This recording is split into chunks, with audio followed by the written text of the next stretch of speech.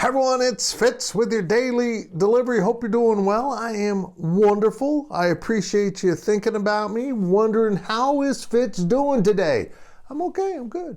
Reminder, please subscribe to this YouTube channel. Please hit the thumbs up if you like the video. Please leave a comment if you choose to do so. And today's DD is kind of a follow-up to a previous DD this week. I probably should have done it yesterday, but I did the draft thing. Anyhow, let's follow up to something that I kind of glossed over when talking about how Deion Sanders, Coach Prime, is using the transfer portal to ship players out and bring new players in. And a good buddy texted me how you can only have 25 players in a recruiting class. And of course, the overall cap is at 85. Well, last May, almost a year ago, the NCAA stepped in and recognized that the transfer portal era was having a giant kind of realignment of rosters across the country. So they put in a 2-year waiver. This recruiting class of this season and the next seasons, you can sign and bring in unlimited numbers of players. That's right, there's no cap on the 25. If Coach Prime wants to bring in 85, he can do that. He just has to get rid of everyone else because the 85 is still in place. Now, it really hasn't affected Kansas State at all because Chris Kleiman has the program kind of bumping up against 85 right now.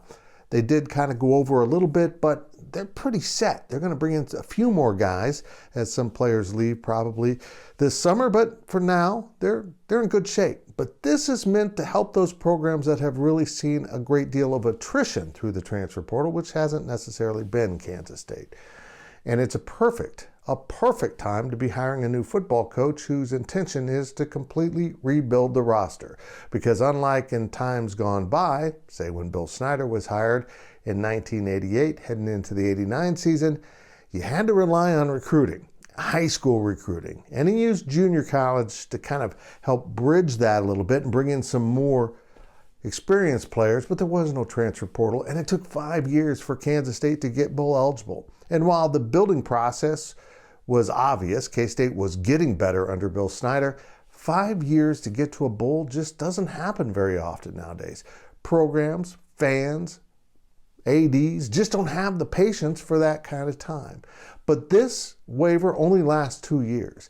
Now, I think the NCAA might add in a possibility that programs could designate 1 out of 5 seasons as a cap-free year so that they could rebuild. If they have a lot of attrition, they could address that with one big class every 5 years. We'll see how it develops, but boy, if you're rebuilding a program right now, you've got a huge advantage over anyone else has in history. And that is really good for a program, well, such as Colorado.